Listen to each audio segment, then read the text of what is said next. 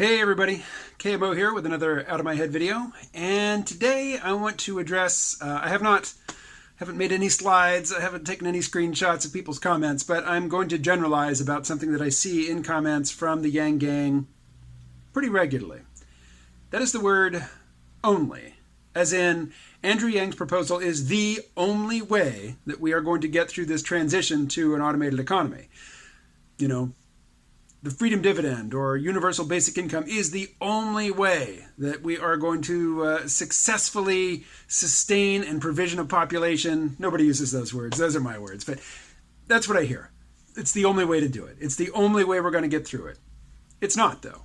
There are a variety of viable paths through the challenges that we as a society face right now. One of them certainly is universal basic income. But there are others. And basically, Andrew Yang's, his policy proposals, as far as I can see, they have two major advantages. One is that his is the capitalist alternative to, the democratic socialist vision of people like Bernie Sanders.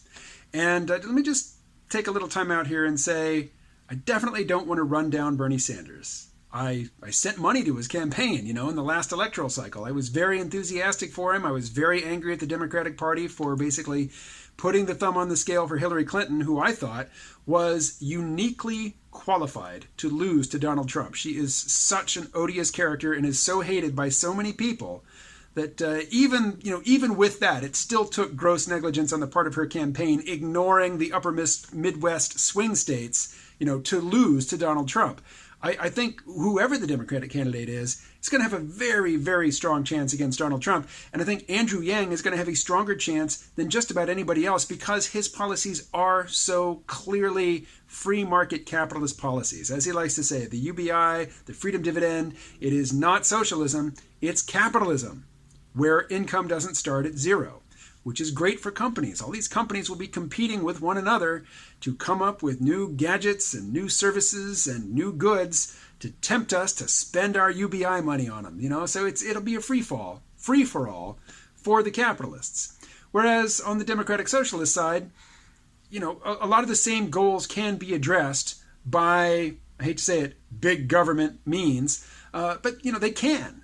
If you are comfortable with enormous government bureaucracies who have the ability to look into your life with enough, penetrating insight and clarity to see what you really qualify for in terms of aid. Now, I made that sound scary, big government looking into your life, but I've done tons and tons of videos this year about surveillance capitalism. The capitalist behemoths are looking into your life to such a degree you would never tolerate it from the government. If the CIA directly collected as much information about you as Amazon.com, Facebook, or Google does, you would not put up with it. You would be screaming to high heaven about, tyrannical government interference in the lives of citizens. But we put up with it from the big corporations. Why do we do that? I don't know, but we do. We put up with shit from corporations that we would not tolerate from governments. So any proposal for a major overhaul of how the role of work works in our society, if it has a capitalist flavor to it, it's just going to be more appealing than if it has a big government, monolithic, bureaucratic, socialist odor to it. So that, I think, is a strength for Andrew Yang in terms of his policies, one, being palatable, and two, having some possibility of being enacted should he get into office. I think the other grand strength of Andrew Yang's position, his policy proposals, is that they appeal very clearly to the imagination.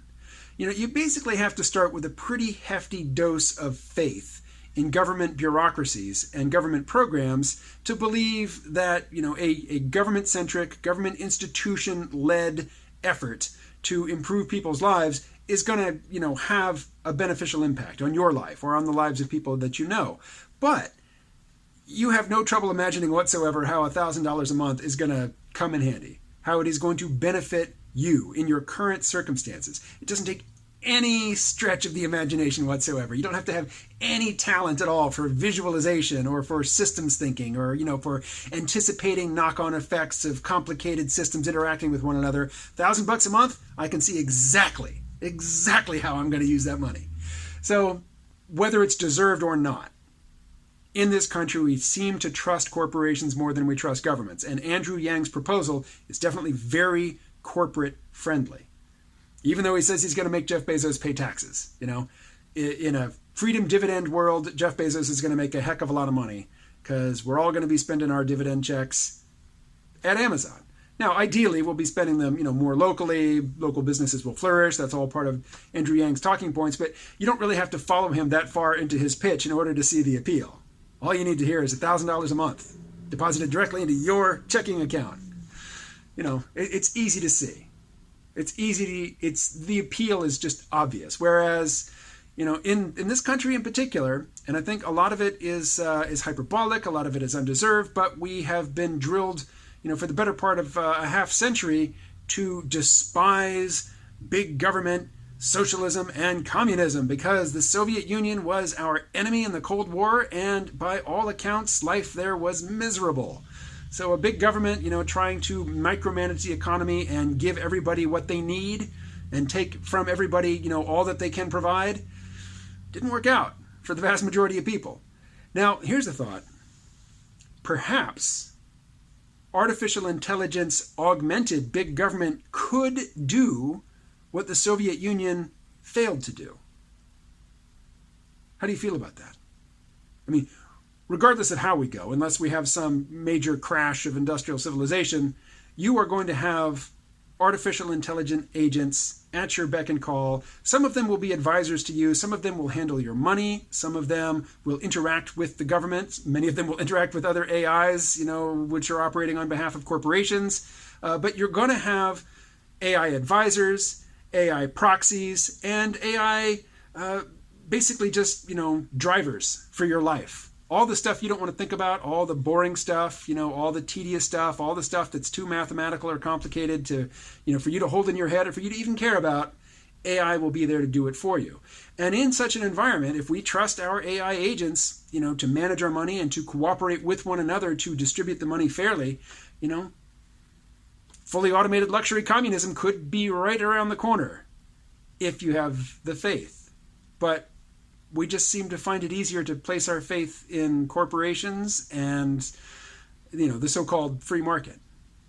And folks on both the left and the right will be, are eager to tell you just how there's no such thing as a free market, never has been. But what we call the free market, what we call, market functions, market dynamics, we understand that capitalism has been really good at creating wealth. It hasn't been so good at distributing that bounty. So that's where government needs to step in and direct free market capitalism. But if the proposal is government's going to step in and dismantle free market capitalism, well, that runs the risk of dismantling, that could be killing the goose that lays the golden eggs.